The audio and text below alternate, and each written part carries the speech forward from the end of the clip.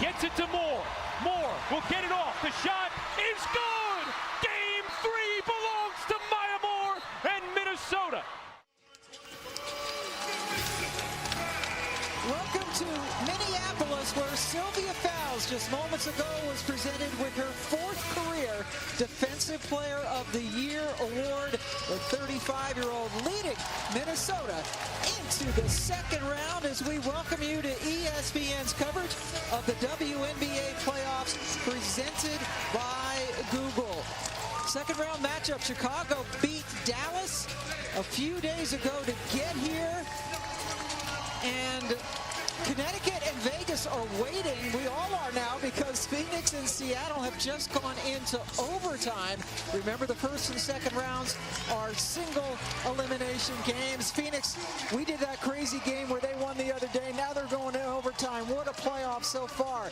Pam Ward, along with LaChina Robinson, Roz Golden-Mude will join us shortly. Playoff games are always special, but extra special with 2 of the best players ever to play the game today. Yeah, whether you're a fan of the 6'4" point forward that can handle in the open court with exceptional passing ability and great versatility on the offensive end, or the big center in the middle at 6'6" that can play through contact, send shots flying on defense, and make everything with 2 feet of the paint, we have something for everyone with 2 of the greatest to ever do it in this league, Candace Parker and Sylvia Fowles, both top 15 all-time in scoring, top 10 in rebounds, blocks, double-doubles all-time. What a treat we have today watching them go head-to-head once again. And they were the first 2 picks of the 2008 draft, but you do need some complimentary players. Boy, and Copper and Powers are getting it done. Yeah, the Robin to the Batman on these teams is all about who's hot. And Kalia Copper started off the playoffs strong with 22 points and then went over Dallas. And Ariel Powers has been on a tear in the month of September, averaging shooting numbers right around 50, 40, 90 with that 19 points per game. Well, Minnesota has 4 championships under their belts, but here's Roz Golden-Mude to talk about some of the lower expectations coming into this season.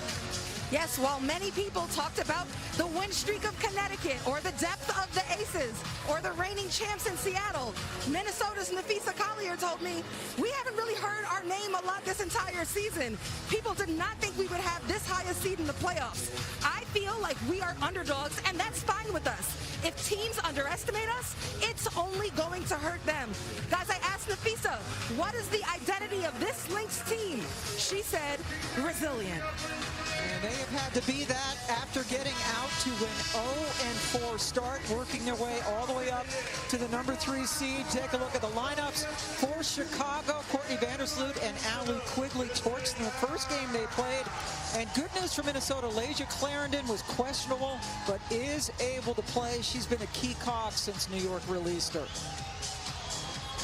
Oh boy, Ariel Powers, who missed time, tore a ligament in her thumb, had surgery, has really become almost a missing piece for this Lynx offense. Gives them so much energy and kind of that fearless player out on the perimeter. Won a title in Washington a couple of years ago. Candace and Sylvia, the 2 superstars. Azare Stevens jumping against Fowles, and we are underway in Minneapolis. Clarendon handles the ball first. These 2 teams split their 2 regular season games, but Minnesota, Cheryl Reeve talked about how Chicago averaged 100 points in those 2 games. Collier with the miss.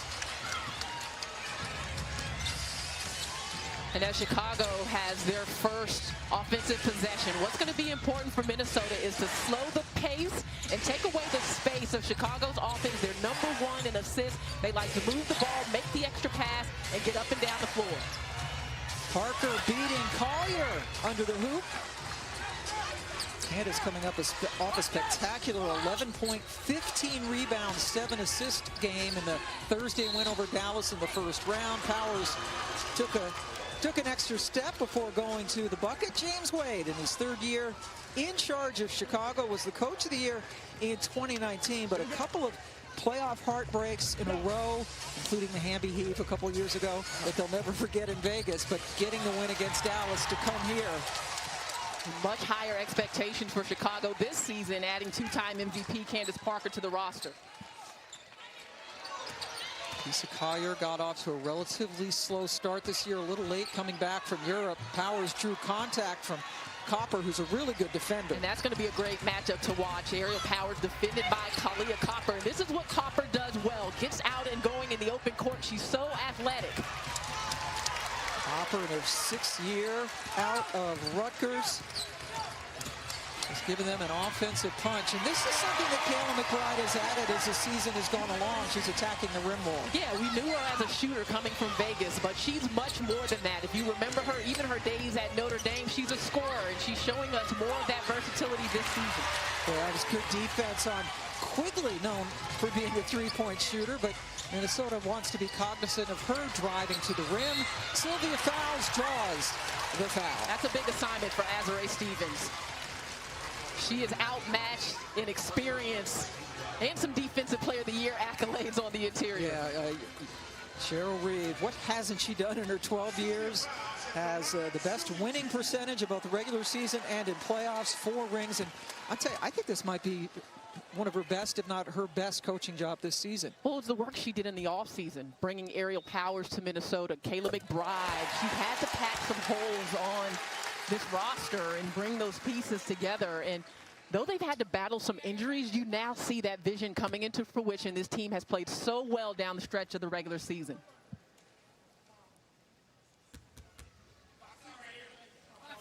This place got silent that second free throw. And remember, Reeves is also the general manager. So as you mentioned, piecing together this team and doing a great job after that 0-4 start. Courtney Vandersloot gets her first basket.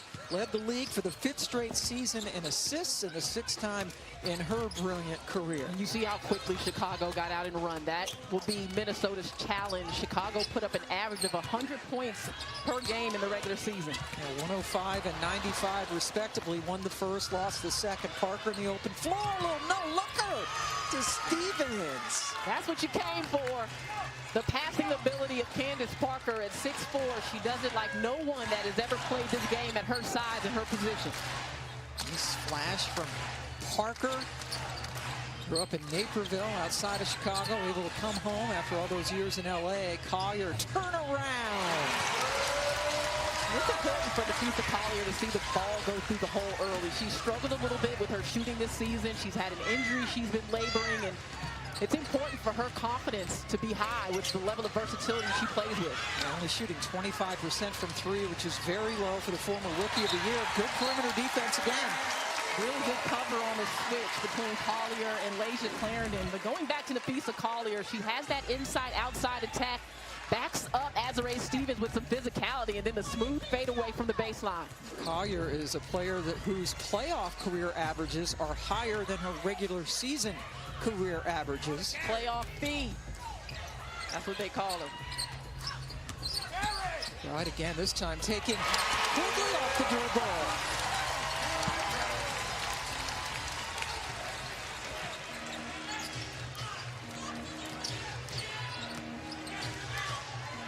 Minnesota has not played in a week when they eliminated Washington from playoff contention. Minnesota doing some switching that time down the floor. Chicago trying to take advantage of the post hide inside. Sylvia. Speaking of post hide inside, what a catch by Fowles in traffic. That is a 6-0 run now. And Allie Quigley gets that one to go down. Chicago will run a lot of sets early to get Quigley looks at 3, but everyone else has to remain active in their offense because that's the only way she gets buckets. Sylvia Fowles honored before the game again for being Defensive Player of the Year, showing she can still do it on offense. She and Candace both 35 years of age. You cannot allow Fowles to get 2 feet in the paint that deep. It's going to be a long, long night. Stevens, boy, Vandersloot has just terrific vision and anticipation. And even on the switch with a big with some size, she's able to find space. And you mentioned the vision to get that pass through.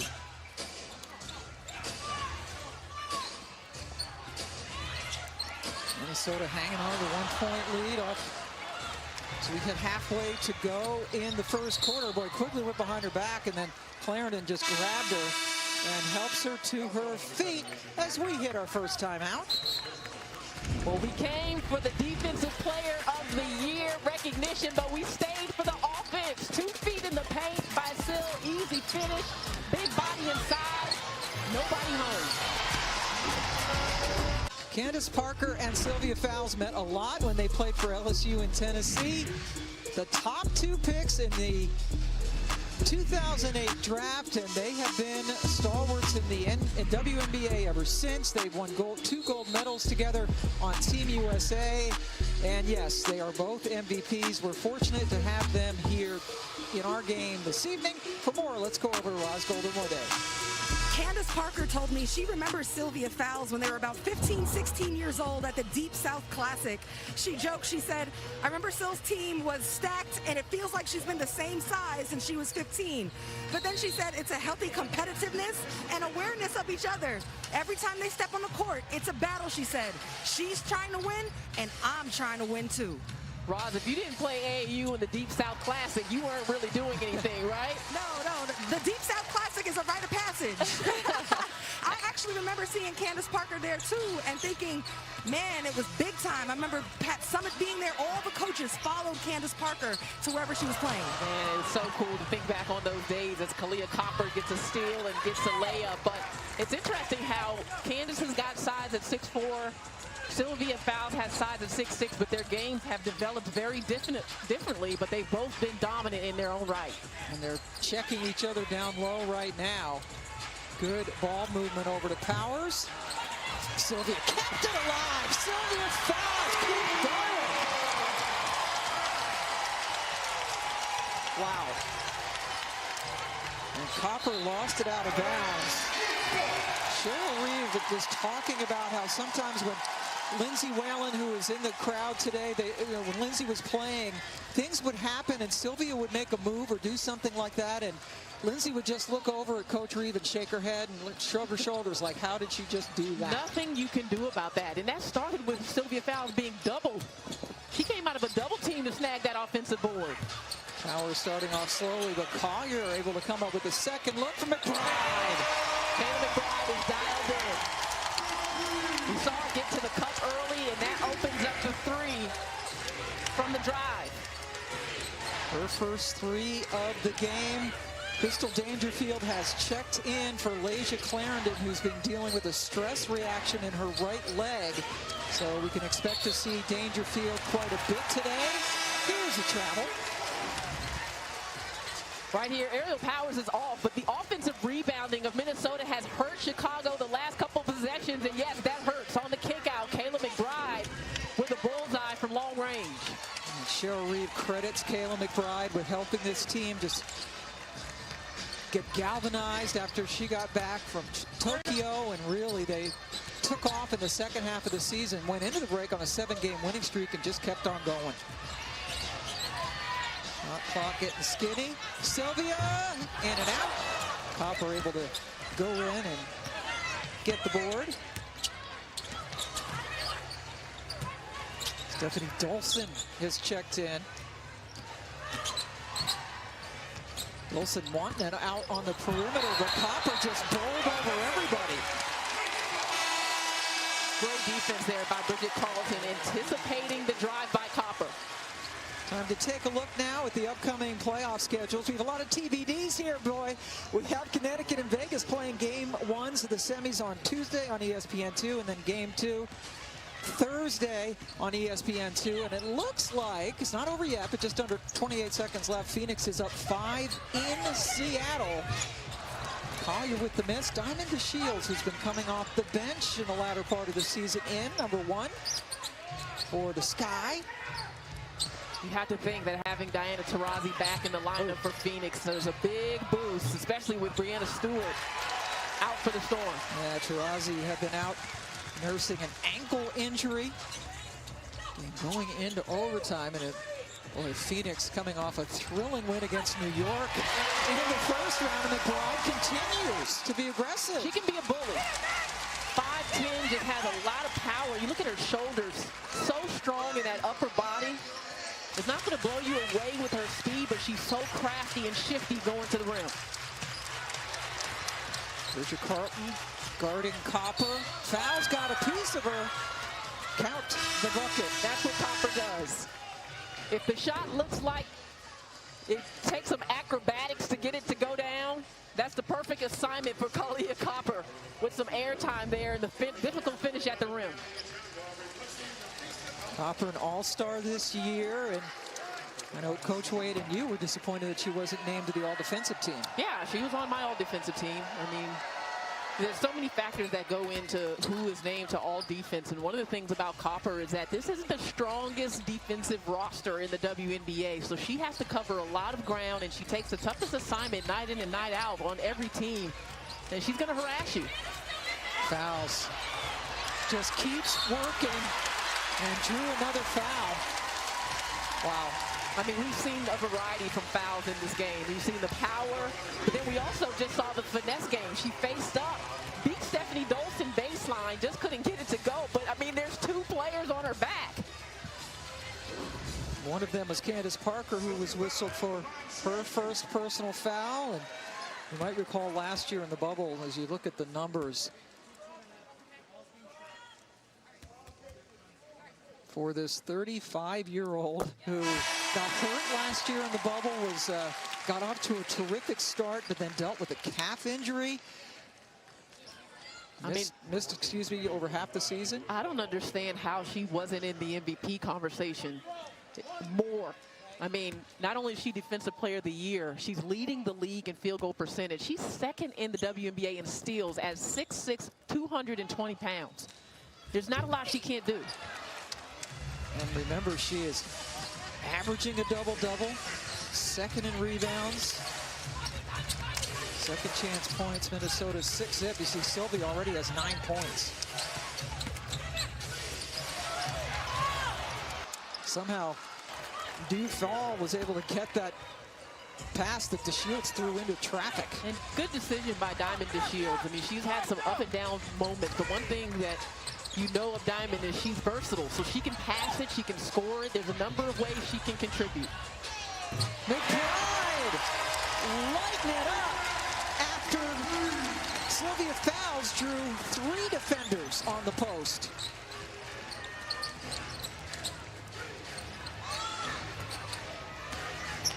Now DeShields goes into the lane and got hacked. Michaela McBride has started out this game in a zone. Sylvia Fowles with the pass out of all the defensive attention. And the confidence right now of Kayla McBride, who's been working with assistant coach Katie Smith a lot this year. And I can't think of a better player if you want to add layers to your game, if you want to find some toughness getting to the rim. None better than the great Katie Smith to be showing her the way. Katie Smith, there she is. Boy, what a player she was. Named to the 25 best in ESPN and the WNBA 25. Sylvia Fowles gets a well-deserved round of applause, and a good move by Coach Reeve, like she doesn't always have good moves, to get her extra rest before the period is over. Well, and Cheryl Reeve has an entire defensive team on her staff. Katie Smith, Rebecca Brunson, Blanette Pearson. I mean, you can line them up to play some defense right now. Collier rejected by Dufall.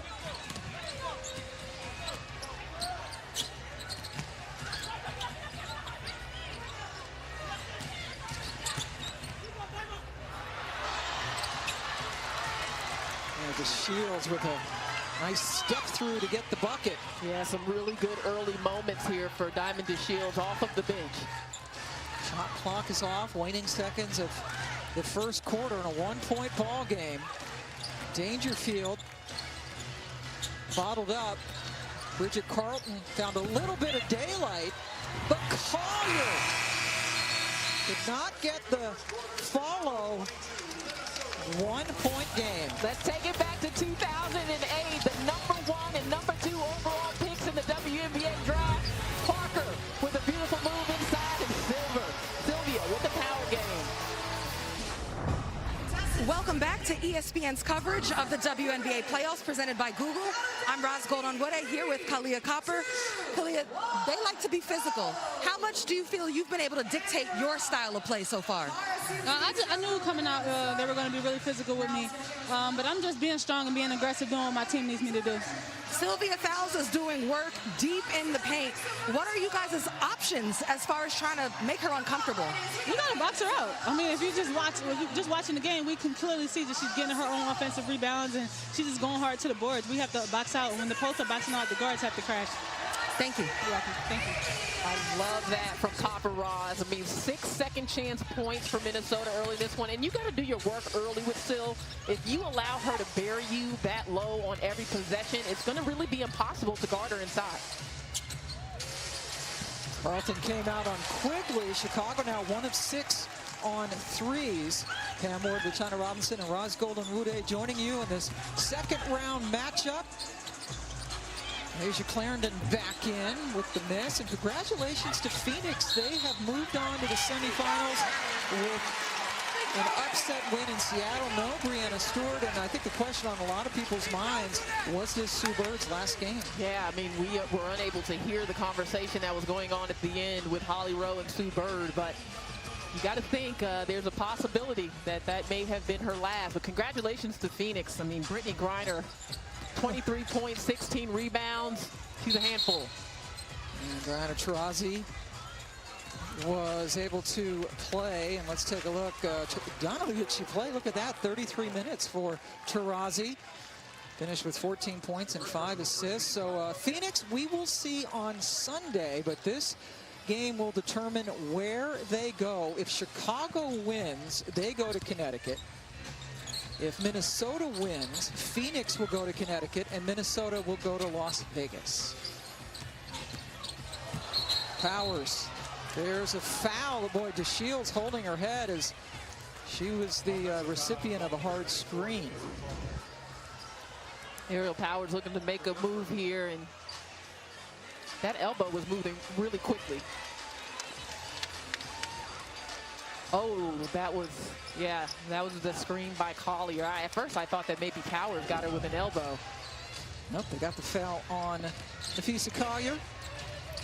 Chicago struggling from beyond the arc. Allie Quigley, one of the best in the business at that. She's being just pounded big time, yeah, by Bridget Carlton this time, and now Powers draws the offensive foul. And that goes back to the keys for this game for Minnesota. They have to make it physical and really body Allie Quigley on those cuts. That's what they've been doing, making life difficult, taking away Chicago's space and limiting their pace. I think since Minnesota stopped turning the ball over as much, they've been much better with getting back and defending Chicago in the half court. Yeah, the first time these two teams played and Chicago scored 105 points in this building, Vandersloot and Quigley combined for 54 points between the two of them, and they hit 7 threes.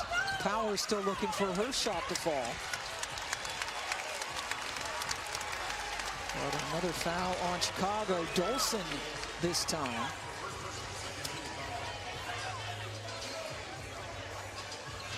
Roy Goldberg and Billy Smith, Tiffany Bird, our officials this afternoon, as Dolson goes over and has a word with Billy Smith. Looks like Stephanie Dolson thinks there was a little bit of acting happening. Yeah. She'll always let you know about it. Powers looked to the backcourt to see what the shot clock was. Great defense by DeShields to take it away. Chicago likes to get in the open court, and it worked. Shot selection so important for Minnesota. Turnovers so important, again, because of that transition game of Chicago. And so far, this guy has done a really nice job on Aerial Powers, who came into this game hot. Chicago on top. Powers continuing to shoot. You knew it was only a matter of time. She has really come on strong in the last few games, last 8 games. Last 6 games, pardon me, averaging 19 points per game. And that's a really tough matchup for Allie Quigley. You need a Copper or a DeShields constantly to beat the athleticism of Aerial Powers. Yeah, because she does things like this.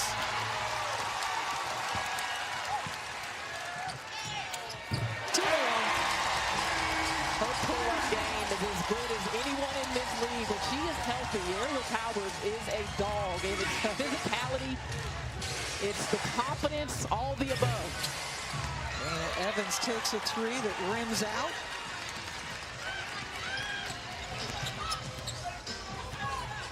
Clarendon cut off by Dolson. Somebody left Collier alone. Oh my, and she missed it, but was able to get her miss. Natalie Achunwa has checked in for Minnesota.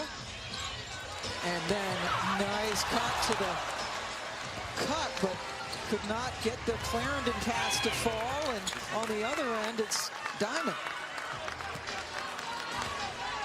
Diamond DeShields could have been an All-American in track, along with her basketball career, the way she gets out and run. In fact, her mother was exactly that. Yep, another turnover. Cheryl Reeves going to be cranky about that.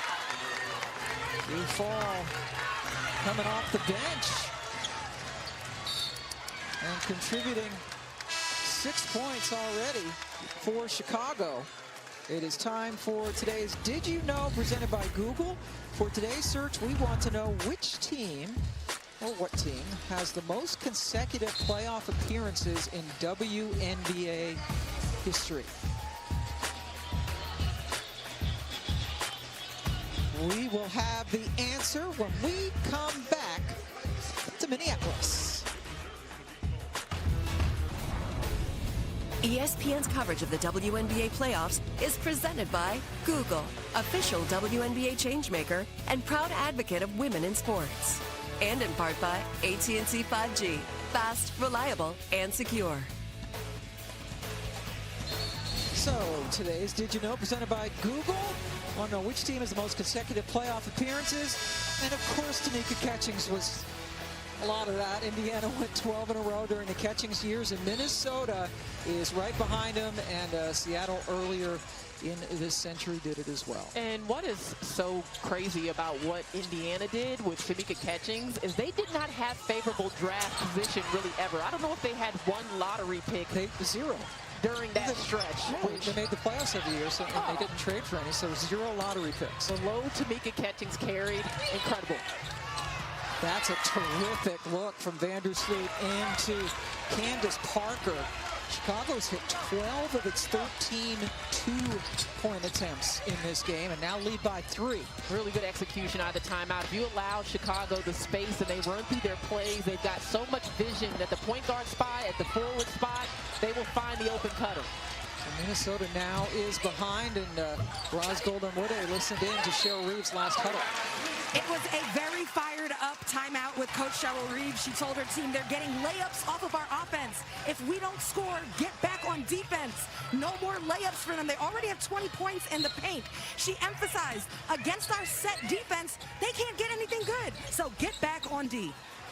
Absolutely right, Roz. I mean, it's really been Minnesota shooting themselves in the foot with the turnovers, with some not so great shot selection at times. I think Sylvia Fowles has got to touch the ball. The way she was dominating early, every time down the floor, she needs a touch. 10 fast break points for Chicago, 6 of them in this quarter. That's a foul out on the perimeter. And turning turnovers into points. Talked to Lasia Clarendon yesterday, and she said there's one game where Minnesota only had 14 turnovers, which is, you know, you'll take that. But Chicago translated that into 22 points as Clarendon gets a break. So fast break points and turnovers, as you said, really hurting Minnesota right now.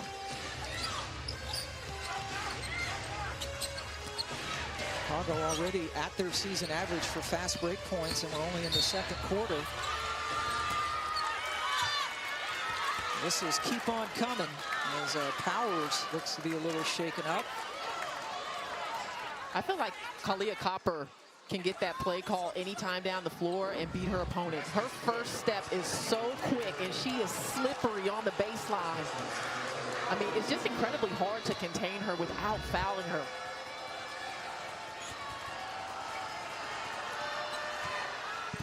Three-point play for Copper. He's coming off a 23-point performance in the playoff win against Dallas. 9-0 Chicago run.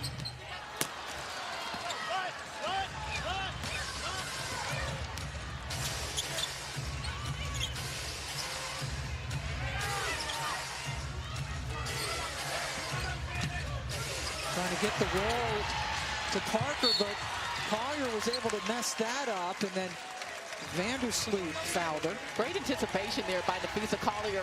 If you're going to go out on Courtney Vandersloot, you've got to go all the way and cover up her vision, because she will find the gaps if you don't. And Collier's got long arms, good wingspan. He's very disruptive on that play.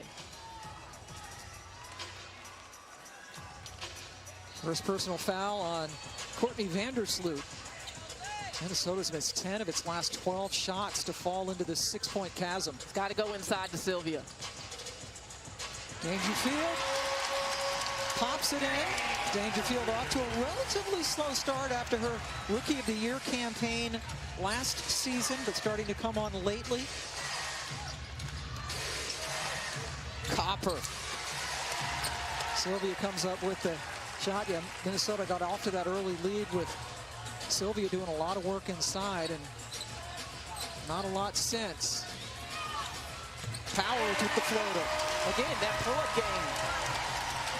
And she's so on balance. When you watch Powers, she jumps off of 2 feet on almost every move she makes, which allows her to really finish through contact and to keep her shot consistent. Stevens keeps the possession alive. Vandersloot hacked as she goes into the paint. I mean, obviously, you want to take away the paint touches by Minnesota in whatever ways you can. And Powers there with Candace Parker right in her face. Just a beautiful pull-up. But it's the move leading into that shot as well, and how explosive she is off the bounce. Collier just picked up her second personal foul. WNBA playoff doubleheader comes your way Tuesday with game one. There's 2 of them in the best-of-5 semifinals. Jonquel Jones and the top-seeded Sun will play at 8 Eastern, then Asia Wilson and the number 2 Aces. Both games on ESPN2 and the ESPN app. We will be out. We're going to be in Vegas. Yes, we always have a great time in Vegas. Their crowds are incredible. Done a wonderful job with that organization. Oh, Powers missing twice. Yeah, when was the last time Fowles took a shot, Minnesota? I'd like to see Minnesota work a little bit more through their offense. It's gone well as Courtney Vandersloot. That's just off. I mean, Dangerfield hit a shot, Powers hit a shot. They're capable of that, but Chicago doesn't really want to work deep into the clock. That's the first shot that Fowles has taken this quarter. And a great pass over the top.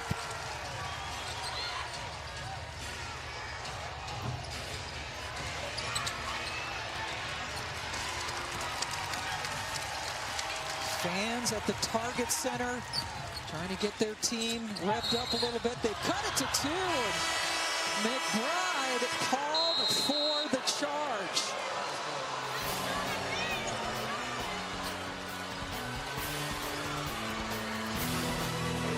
Too easy for Sylvia Fowles. You've got to continue to feed her on the interior. She's number 1 in the WNBA in field goal percentage. She'll make you pay. Number 1 for her career and number 1 for this season at 64% from the floor. But had gone several minutes. In fact, that shot she made right before the break was the first field goal attempt of the quarter for Fowles. And you see how Azurá Stevens is trying to meet Fowles up high, keep her in that high post area, not let her slide to the low block. And McBride gets it over to Crystal Dangerfield.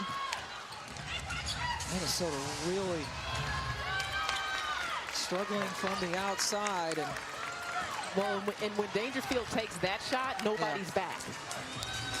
And so again, that's why we talked about the shot selection of Minnesota being very patient, very thorough and running through their plays, because Chicago's going to get going the other way. Chunma almost had it taken away by Parker. McBride hits the deck on the weak side, and Copper is called for a foul. Get in the game like never before with AT&T 5G Game View. You get a customized AR view on your smartphone. Talking immersive live updates on your favorite WNBA team. IT's exclusively in the WNBA app under the More menu. Download it now.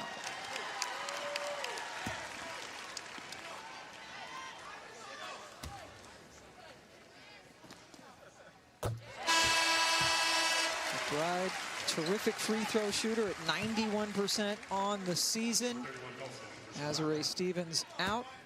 Stephanie Dolson in for Chicago. And this has been a really good fit for Kayla McBride here in Minnesota. When she was in Vegas, you think about the close combination of Asia Wilson and Liz Cambage. I mean, shooting and spacing the floor was her primary responsibility. She can continue to grow in all aspects of her game in Minnesota because there's plenty to do on the offensive end around Sylvia Fowles. Now McBride comes up with the rebound. Inside a minute and a half to go in the second quarter. Winner advances on to a semifinal that begins on Tuesday. Achama, nothing but net. She has played really well, double figures in 2 of her last 4, starting to come on at the right time, and she can really do some work on the interior and allow Sylvia Fowles to float and not have to deal with the pounding every possession. Missed about 10 games with a hurt knee and took her a while to come on. Lindsay Whalen no longer active. That was pass fielded by her husband Ben Grieve over there. And as Chun was passed, went awry, but yeah, Chun was starting to hit her stride a little bit. Played along with teammate Bridget Carlton for Canada in the Olympics. Getting healthy is the most important thing for Achanwa, but she has very high basketball IQ. Can facilitate an offense through her. DeShields there, she shows you what she's capable of. And she's been very patient in this game, allowing shots and passes to come to her, reading the defense. Very solid early. All right, Syl and Dolson. Sylvia, oh man, just turns around with a little baby hook. As soon as you think she's gonna body you, she shows you the finesse. Gets Minnesota to within a point. Shot clock is off. Good screen by Dolson, pick and roll, but they get her out to Copper. Kalia Copper calmly burying the 3. And the Chicago Sky take a 4-point lead into the locker room. And there you see the leading scorers, Syl and Copper. It's been a great first half for Sylvia Fowles, dominating on the interior, showing us some of the finesse with the jump shot, and Kalia Copper in the open floor to Parker.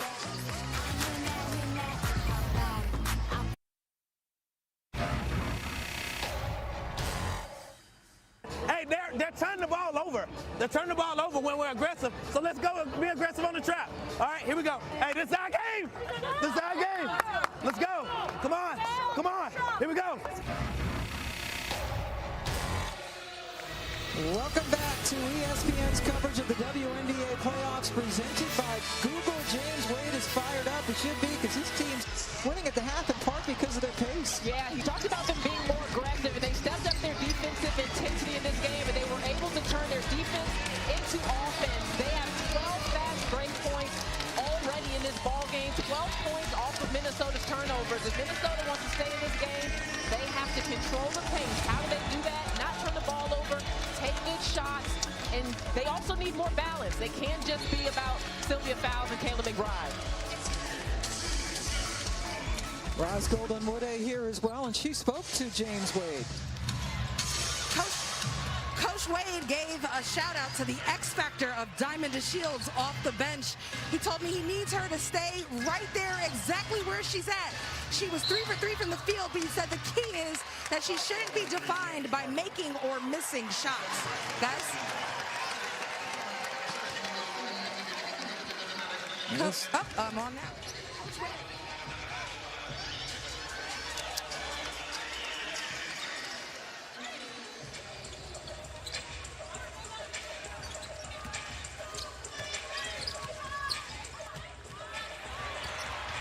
Sylvia Fowles getting inside. Yeah, Roz, I mean, Chicago got a lot of balance on the offensive end. Minnesota's going to need Nafisa Collier, Aerial Powers to get in a little bit more of a rhythm, but working through Sylvia Fowles in the half court, that's the key. Minnesota's got to play more half court and not play to Chicago's pace.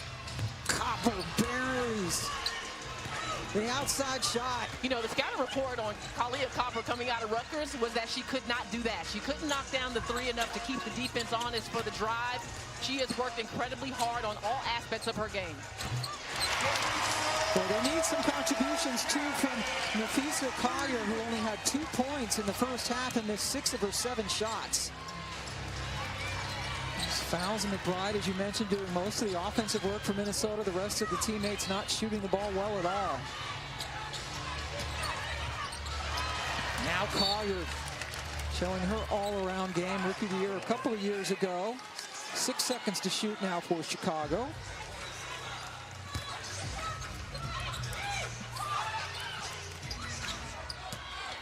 Spot in the semifinals on the line in this game. Parker found a lane, but then look at the defensive player of the year. Sylvia Fowles coming over to help on defense. When you ask her teammates about Sylvia's defense, they say she loves to help us out, and that is so Sylvia Fowles in her character, covering up the mistake. So Ariel Powers might have taken too many jump shots, some would say, in that first half, but that was great off the bounce, and she beat Parker. And she can get to the rim. I mean, she doesn't just have to take jump shots. It's about when she takes those shots and really having the discipline to not take them early in the clock. But going back to the defense, by the Defensive Player of the Year, Sylvia Fowles getting a hand on that. Second in the WNBA in steals this season. It's the ball fake, it's the hesitation, it's the baseline move. It is the tough finish by Ariel Powers. You know she loves video games, and she can get into sicko mode. Yeah, and that's what her head coach Cheryl Reeves says. Sometimes it's like watching a video game with her. Parker wanting a foul, not getting it. Powers, such a key contributor. I mean, that's just a tough bucket.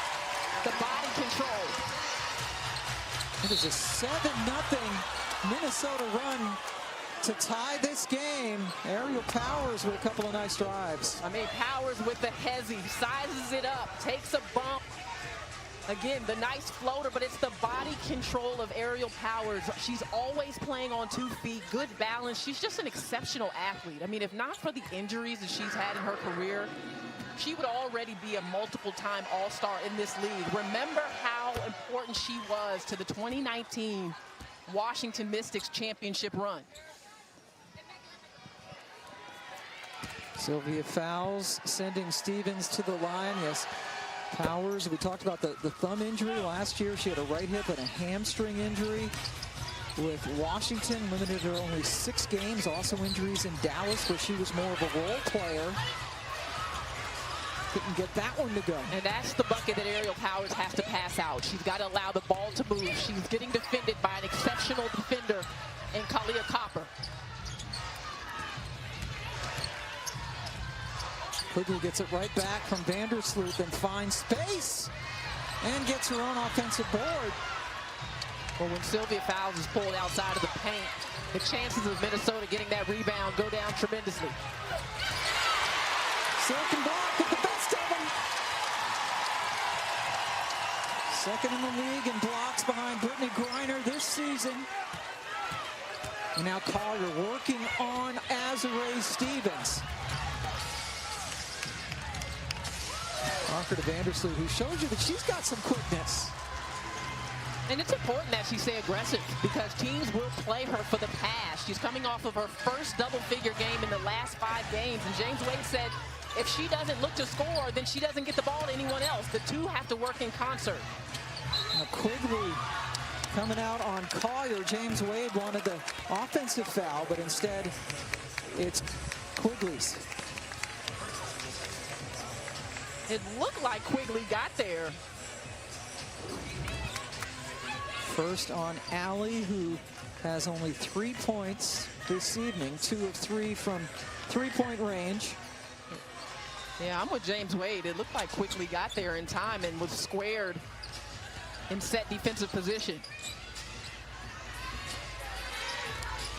Shot clock down here. Sylvia isolated. Vandersloot came over, and that steps. Vandersloot's double team helped induce that.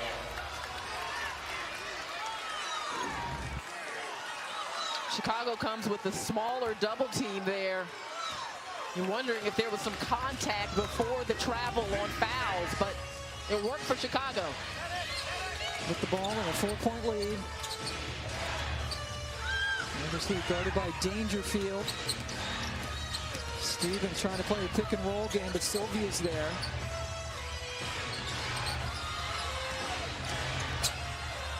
Stevens over fouls. It's a brave move. That's a brave move by the young Azurá Stevens.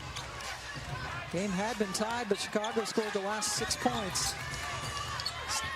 Powers! No! An offensive foul has been called on Aerial Powers, so wipe out the bucket. What a battle between Powers and Kalia Copper.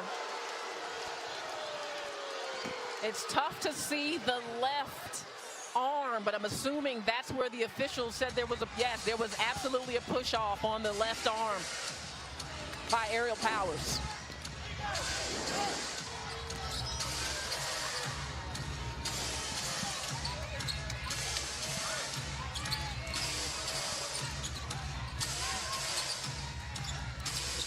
Quigley working hard. Stevens left all alone.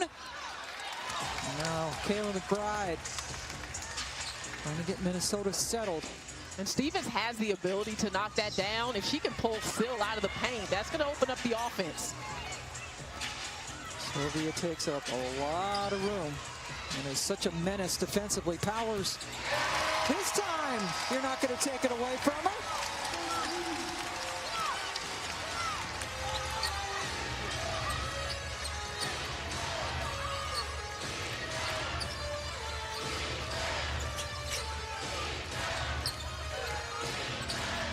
Copper with the switch. She drew fouls. Vandersloot left open. How about Courtney Vandersloot receiving the assist for the shot? Vandersloot averaging just over 1-3 per game, and that pass from McBride out of the reach for the Minnesota turnover. Parker's team up 6.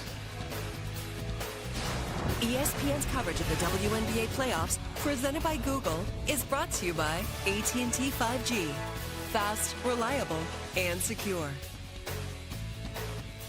Unbelievable play of the game brought to you by Oculus from Facebook. It is defense of Sylvia Fowles, the defensive player of the year. Barely got off the ground for that one. Might have got away with some body on Candace Parker, but we went back to 2008 with the battle of the #1 and #2 overall picks that season in the WNBA. That goes back to Tennessee and LSU as well, Pam. What a year for Sylvia Fowles. Here's Roz Golden-Woodegg. I asked Cheryl Reeve, is this Sylvia Fowles' best season yet? She said in terms of carrying this team to success to the #3 seed this year, in terms of historic performances like that 29-20 game, in terms of her willingness to still do the little things for this team, she told me maybe. I wouldn't be mad if you said that it was. LaChina, do you think it's Sylvia Fowles' best season this year? Oh, her best season was her MVP year. I mean, she was exceptional on both ends of the floor, but to Cheryl Reeve's point, she's got a lot less help, and that means more on the shoulders of Sylvia Fowles on both ends of the floor. And so as far as her leadership and teaching, when you really broaden the scope of responsibility, yeah, it's hard to argue that it's not. She was the MVP in 2017, but you know what? Sylvia Fowles has only taken 3 shots in the last almost 18 minutes as Minnesota's playing at a fast pace, throwing up a lot of outside shots. Too fast. You know, I understand that they are scoring on some of those possessions, but that's not what it's about. They don't want this to be a high-scoring game. They don't want to allow Chicago to control the pace. So one way that you can guarantee on every possession you're slowing the game down, you're getting it to 34 in black, and allowing her to touch it and allowing the defense to get into rotation. You see the pace of play. Chicago 3rd in the league. Minnesota in the middle of the pack. But Sylvia Fowles had 9 points in that first quarter. And 6 since. Powers, that's a tough shot. And there's nobody in the black jersey underneath for the rebound.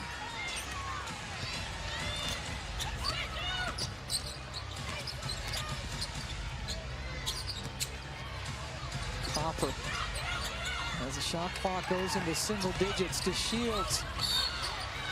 Fouled by Minnesota.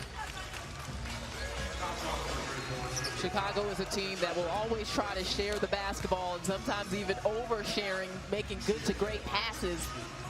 But how about the play so far of Diamond DeShields? I mean, what a huge X factor. It's so tough to try to prepare for Chicago because if DeShields is on, she can be unstoppable. Sylvie Fowles just picked up her third personal foul. WNBA TV calendar, we are down, and soon will be. The last 4 teams semifinals start Tuesday on ESPN2, and also on Thursday for the Games 2. Connecticut and Vegas will be hosting best of 5. Remember, this is a single elimination format for both the first and second rounds. Chicago on a 13-3 run, including 10 of 10 from the free throw line to open up this 10-point advantage over the 3rd-seeded Minnesota Lynx.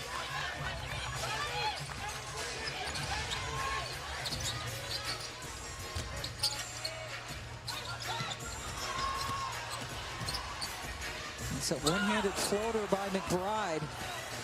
Rims out. They're not getting any offensive rebounds either off their misses. Well, I think this is where they really miss Lasia Clarendon, and we're not sure what her availability is. We see her over on the bike, but she is a little bit more of a facilitator, has a little bit more patience on the offensive end. Just a vet who could help their offense, I think, a little bit to get into a rhythm. Clarendon dealing with a stress reaction in her right leg, her right lower leg. That has limited her. She did not practice at all yesterday, did practice on Thursday. Or what was the day before yesterday? Friday. Yes. But boy, and we spoke with Cheryl Reeve earlier in the season and to talk about what a difference maker Clarendon coming in. So she's the best point guard, the best leader since Lindsay Whalen, who is one of the all-time greats. And boy, what a hole. You mentioned it. There's Whalen watching, but when you cannot have Lasia Clarendon out there, that's tough. Yeah, it's really about experience. And if anyone knows that it's Minnesota, how important your point guard is to playoff basketball. And this team absolutely changed 100% once Lasia Clarendon was added to this roster. She was waived or released 4 times this year, starting with New York, and finally got on a contract for the rest of the season. So it's been a battle up and down for Lasia. Minnesota and Cheryl Reeve had to play some roster gymnastics with the injuries, players going in and out, signing them to short-term contracts, releasing them, and then re-signing them. And that's why Rachel Banham is in the game right now, to try to give this offense a little bit of a different look. There's Rachel, the Twin Cities native, and another turnover. Minnesota's gone 6 minutes without a score. Quigley, got Bridget Carlton up in the air.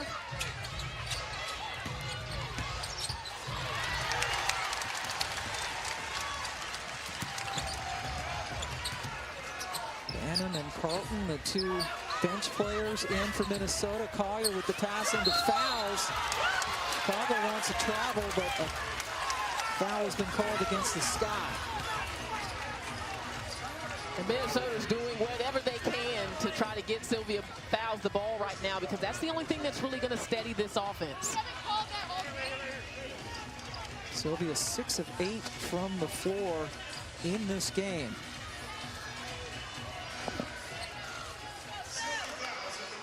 But she took 5 of those 8 shots in the first quarter.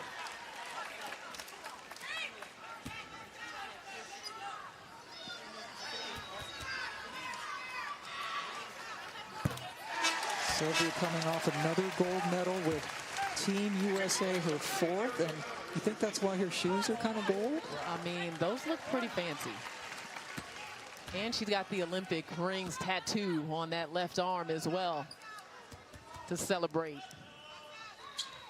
And Defensive Player of the Year. Again this season for the 4th time, only Tamika Catchings, who has 5 of them, has more in the history of this league, now entering its 25th season. Aerial Powers, that's would have been a big shot. Wow. Did everything right to finish. DeShields splits the defense and draws a foul, and Powers has to squat down and relive that missed opportunity. But that's what you got to do right now if you're Minnesota. You need some kind of punch. You need an edge. You need some energy. Because it has been a tough third quarter out of the locker room. And credit Chicago. They've been the aggressor. They've gotten balanced contributions. They've controlled the pace of the game. They're doing a lot of things right. And they're doing very well at the free throw line. That, by the way, was foul number 4 on Sylvia, who sits down.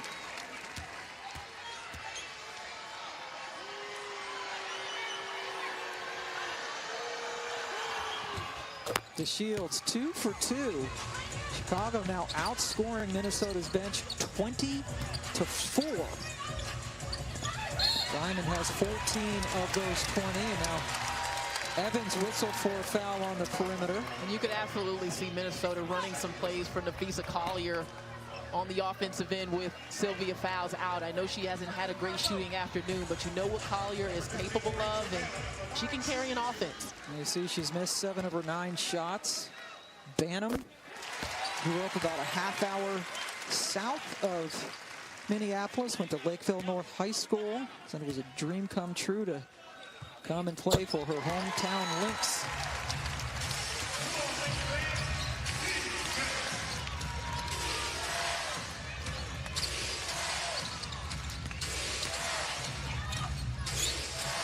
Quigley left open.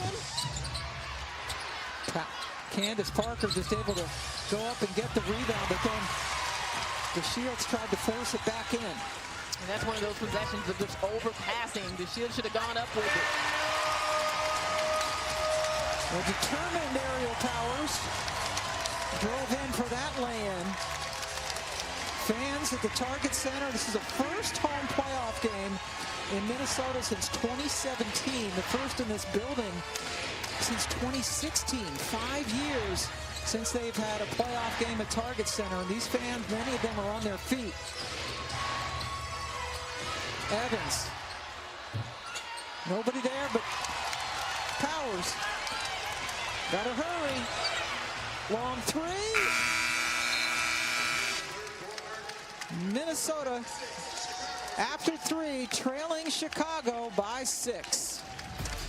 Minnesota showing some signs of life between the play of Aerial Powers getting to the rim, and then on the other end for Chicago, Popper with the tray.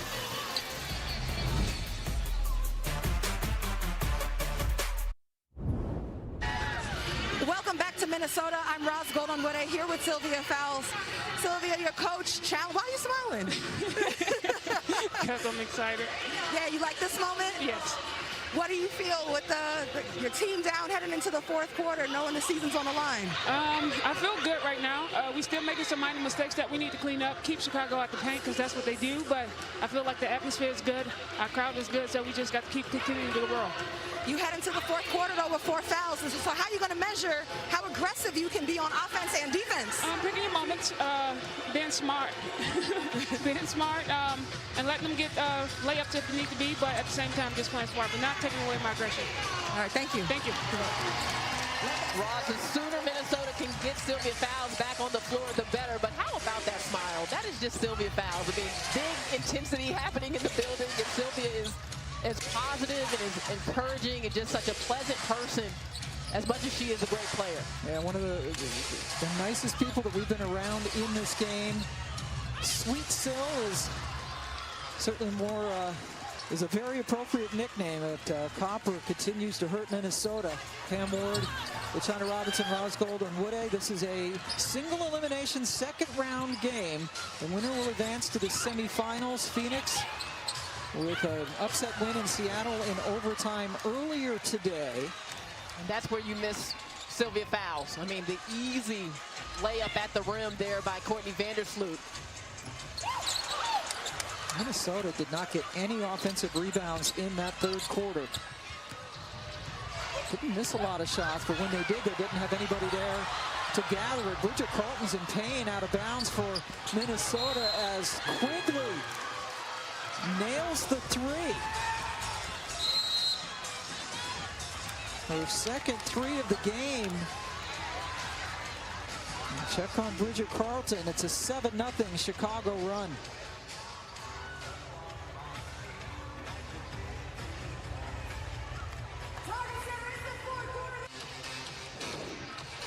Bridget Carlton now on the bench for the Minnesota Lynx right before the last break in action. This is what happened. Definitely a swinging of the arm there by Allie Quigley. I mean, it doesn't matter if Bridget Carlton was in legal position or not. That is Allie Quigley really putting herself in position to pick up an offensive foul, but the officials decided not to look at that. And then Quigley's nailed a three right after that. And that hurts. That's a tough stretch. I mean, it hurts physically for Carlton, but also for the team. Yeah. You don't get the foul, and the other team scores a three. Chicago's 11-point lead is its biggest of the game. Parker complains about the foul call. Sylvia Fowles back on the court for Minnesota. Sylvia with 17 points and 8 rebounds. She took 5 shots in the first quarter, only 3 since. Lasia Clarendon back in. McBride misses on the floater. Rosgolda Mude listened into the Lynx last huddle. Coach Cheryl Reeve challenged the Lynx. She told them, it's time to play. Keep people in front and have some pride on defense. You're gonna hate to lose this game and see these plays run back. They're dictating all the aggressiveness. They absolutely are, I agree. And after a great defense, what does Minnesota do? Turn it right over. And that was Cheryl Reeve's biggest concern coming in. But Lasia Clarendon, limited with the stress reaction, is back in to run the show for Minnesota. And now an offensive foul called on Powers.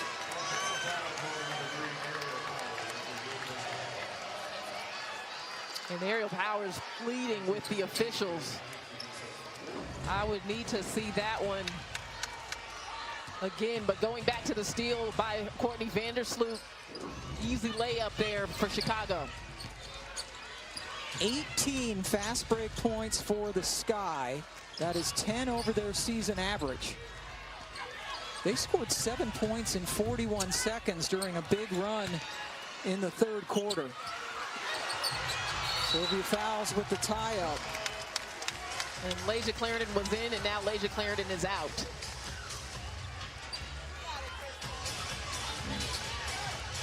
And there you see the number. I mean, 18 fast break points. That is a lot of easy offense on the run for Chicago.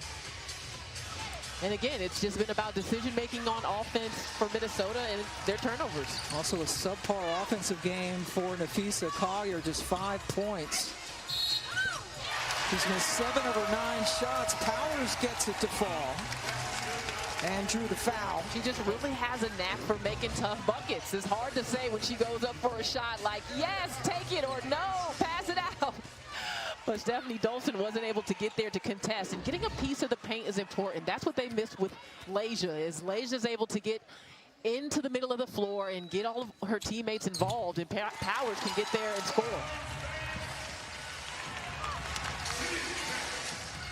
Minnesota needs to play what the crowd is yelling for right now, and that is indeed defense.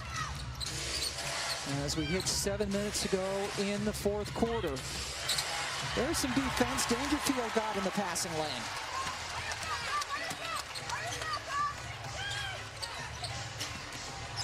Foul sets the screen. Dangerfield with a little bit of room. But Vandersloot is able to corral the bouncing ball.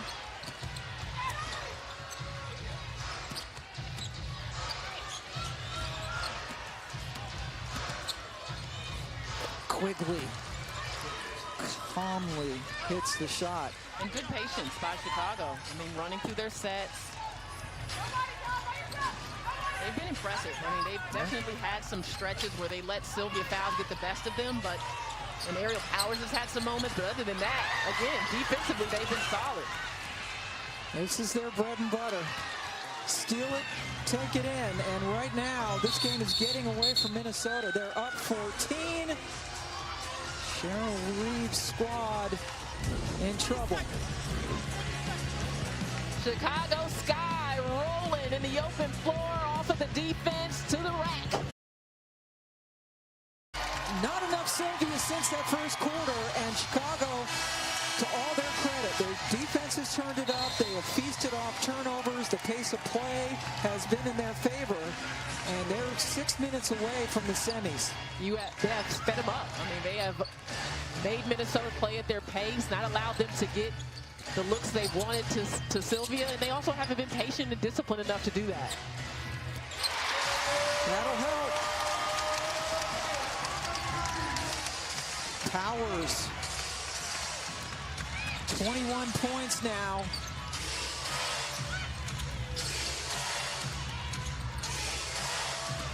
Shield some daylight, took it, but it rimmed out. Big board by Azurá Stevens. It has been the second effort of the Chicago Sky all afternoon on the glass, defensively, just their level of intensity. Yes.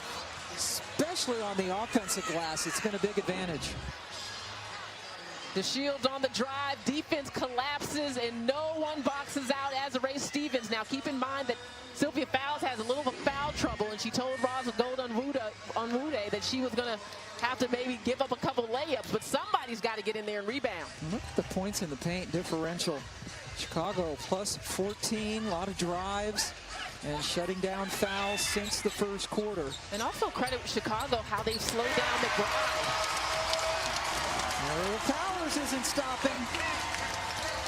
James Wade is having to keep Diamond DeShields and Kalia Copper in the game defensively to deal with McBride and Powers on the wings. Powers with the new season high 24 points. Dolson missed, but another offensive board. Copper grabbed it away from Collier. And with the shot clock winding down, it is a shot clock violation. You would think that it has been Chicago, the team that's been resting, waiting for this game. They have more energy. They are quicker to the basketball, just more hustle and more fight in them right now. And Minnesota has not played since a week ago as both Parker and Quigley get arrested. Remember, as contact lens will be put back in by Collier. Minnesota came in red hot. Now, Connecticut with a 14-game winning streak, no one hotter than them. That's the best winning streak to lose, to end the regular season in history of this league. But the Lynx had won 9 of their last 10 games coming in. Since mid-June, their only losses were to Las Vegas and Connecticut, the top 2 seeds in this league. And they have not played for a week. There's the roll of fouls, but DeShields came over. McBride's through. Minnesota trying to shoot themselves back into it.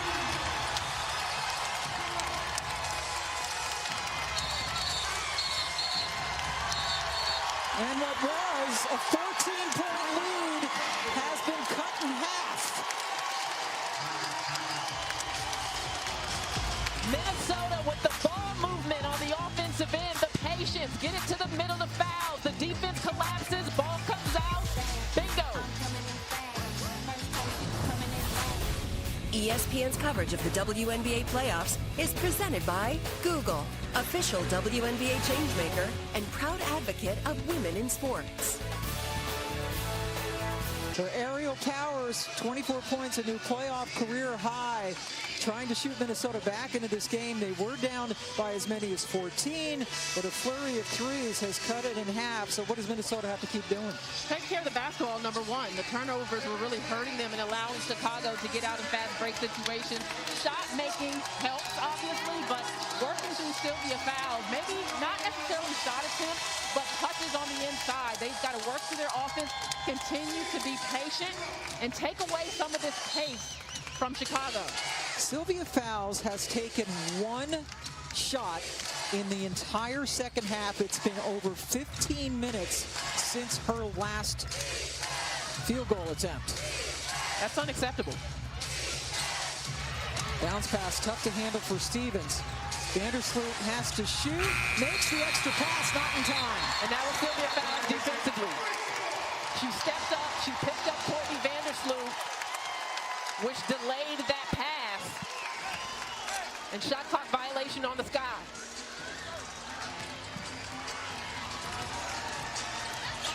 Candace Parker back in with Quigley. Collier has been absent most of the game.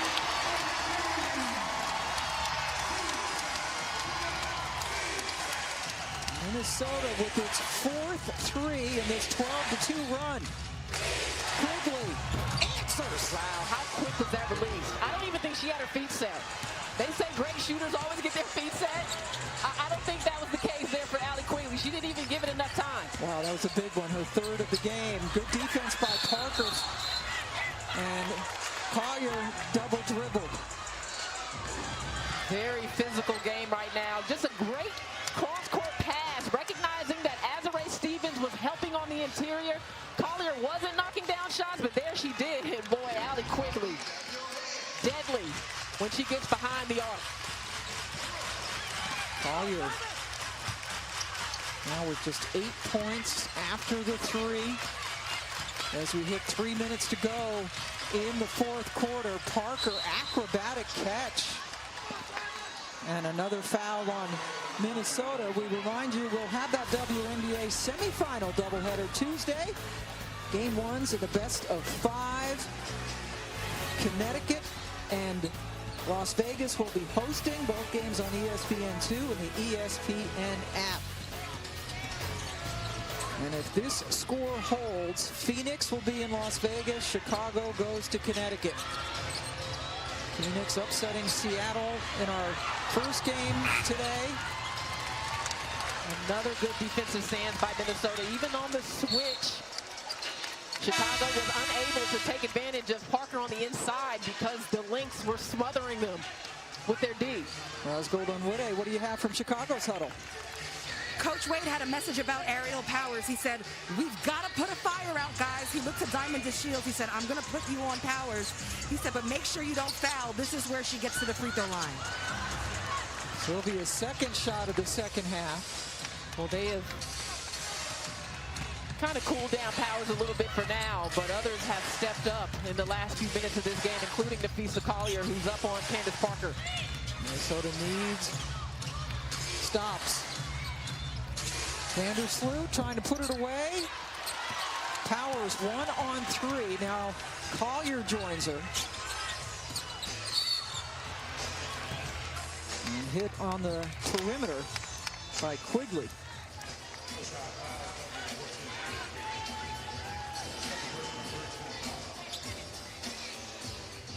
Chicago making its 3rd straight playoff appearance. It's been a crazy season for them as well.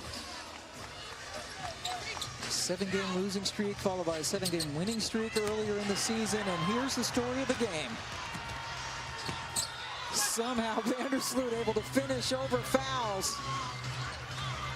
Turnovers to fast break points, and that is 22 fast break buckets now for Chicago.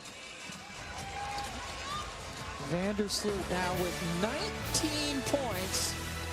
Timeout. When they're getting this level of balance, and you don't even see Candace Parker on that graphic because she's only got 6 points, and you can actually add to that. They've got 5 players in double figures. Azurá Stevens has 10. I mean, we always said if Chicago could consistently play defense, this team would be so good because they are fluid on the offensive end. They've got lots of weapons, and everyone contributing in this game here this afternoon. James Wade, former assistant coach. This is the first time that Cheryl Reeve has coached against a former assistant in the playoffs. Wade 1-6 against Cheryl as respective head coaches, and right now it's the former assistant that is in the driver's seat. See, Sylvia, this has got to hurt if you're a Minnesota fan to see those numbers. Yeah, I mean, Sylvia Fowles needs to touch the ball. I think that goes without saying. Shooting 64% from the field, #1 in the WNBA, and unfortunately, there just hasn't been enough fluidity on the offensive end for Minnesota. And again, you do credit Chicago for how disruptive they've been, but I think Minnesota will go back and watch this tape, and there have been some possessions that they really didn't get the looks they wanted.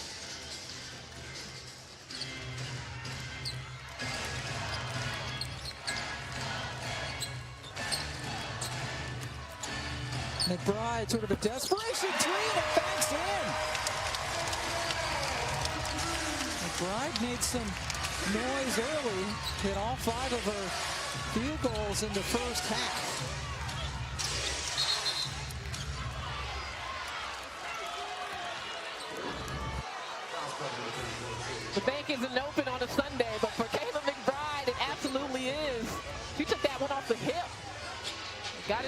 off the glass, and she's been rather quiet in the second half. Again, the luxury of James Wade having Copper and DeShields, two wings that can really lock you down and chase and make life difficult for you.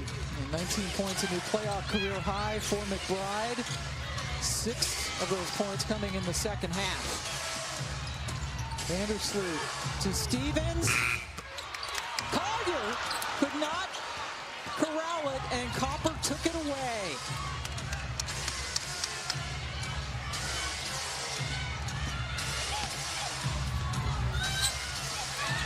Stevens, for the offensive glass advantage, Chicago. In the last 3 quarters. They've been all over it. Boy, this Chicago Sky team did not finish the end of the regular season particularly well, including a couple of home losses that looked pretty devastating. And then they beat Indiana to end the season. Obviously, they take out Dallas the other night, really anchored in their defensive efforts. And I'm impressed with what they've shown us today on the road, on both ends of the floor. They lost 4 of their last 6 games to close out the regular season. Did have an impressive win against Dallas in the first round. Candace Parker trying to get back to the semifinals. And they've done this shooting 6 for 24 from 3. They shot 25% from three-point land, but they've made up for that with points off turnovers. On the offensive glass in the last 3 quarters, Chicago +7 on Minnesota. As you mentioned, the points in the paint, huge advantage. Fast break points, 22-4 in favor of Chicago. That's easy offense, but Minnesota not giving up here. Picking up in the backcourt defensively. This Minnesota team starting out 0-4, waiting for players to come back. Coming in red hot again, winners of 9 of their last 10 games coming in, including winning their last 4. But Chicago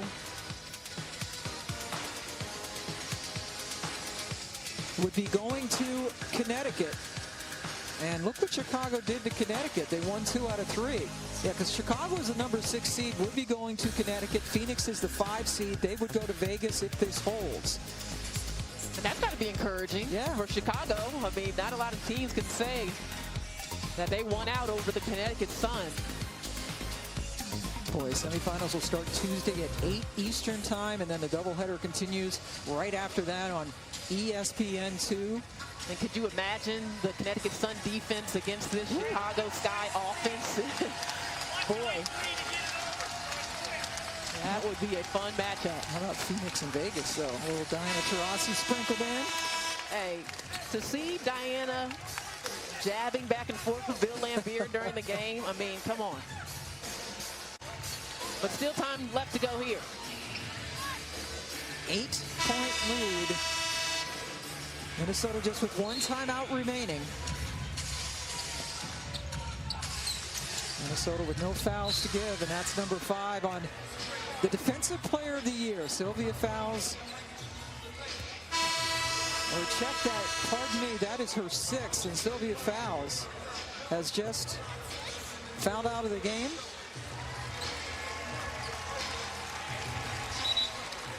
And the fans at the Target Center, some of the best in the league, get on their feet to salute Sylvia Fowles, who had a spectacular season. Averaged a double-double, led the team in field goal percentage, the Defensive Player of the Year, and really a bedrock of this organization. Just a warrior. I mean, one of the greatest to ever play this game. We have to start giving her her flowers and recognition now. She's in great shape. She's got however many years ahead of her. But what she has done this season with this particular team, with all the challenges that they have faced, has been one of the best performances of her career. A disappointing ending for this 2021 season.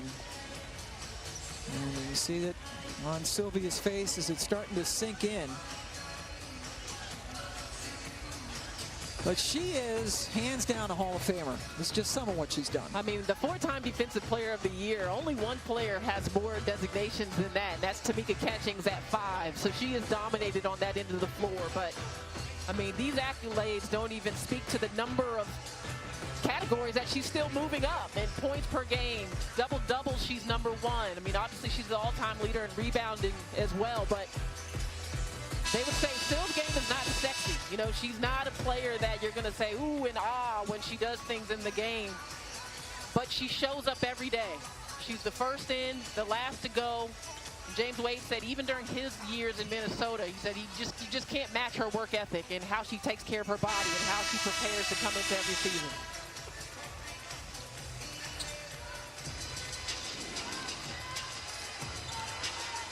Started her career in Chicago, sat out for half a season, was traded to Minnesota, won a couple of titles here.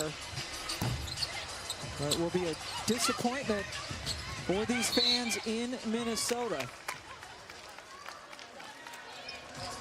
And Candace Parker, I think if you would have told somebody that Candace Parker was only going to score 6 points, have 4 rebounds and 3 assists, if you're a Lynx fan, you're thinking, all right, we may have this. That didn't happen. Well, that's another thing about the Chicago Sky roster is the number of forwards they have with size with length. Dufall came in. Stephanie Dolson was in the game. Azurá Stevens, Candace Parker. I mean, they all had their shot at Sylvia Fowles, got to wear her down through the course of the game. I mean, he's got a front line that is pretty athletic. And then you add to that the wings of Diamond DeShields and Kalia Copper. He's got a lot of weapons. I mean, this roster has got a lot of talent. And it's coming together at exactly the right time.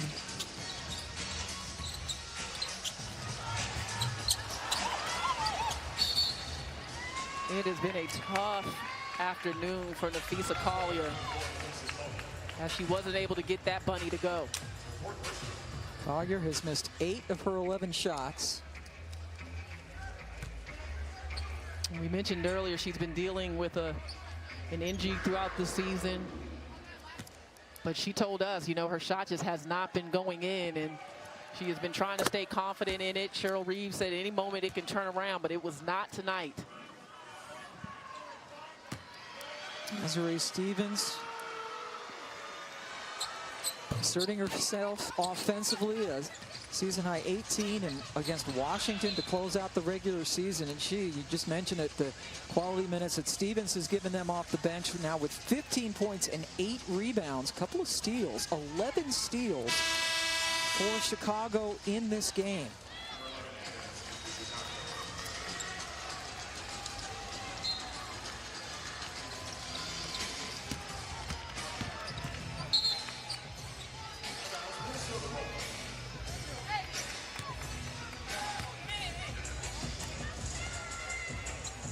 SportsCenter is coming up next as soon as this game concludes. Second round game, Chicago about to advance on to the semifinals, where they will be heading to Connecticut. Phoenix, who beat Seattle. See them in Vegas. But what a performance for the Chicago Sky. After the first quarter, they turned on the Jets and win this game. Candace Parker and Azurá Stevens with the embrace. And the Chicago Sky are going to the semis. You see how proud Candace Parker is of Azurá Stevens. And even though Parker's numbers weren't big, you can't overstate her impact as a former champion and a 2-time MVP. The confidence she has given this team. Sylvia Fowles, a brilliant season comes to a close. A sincere hug there with Candace Parker. Coming up next is SportsCenter for Lachana Robinson and Roz Goldenmude. I'm Pam Ward as Chicago wins it by the final of 89-76. Courtney Vandersloot leading the way with 19 points. We will see them in Connecticut. Phoenix goes to Vegas.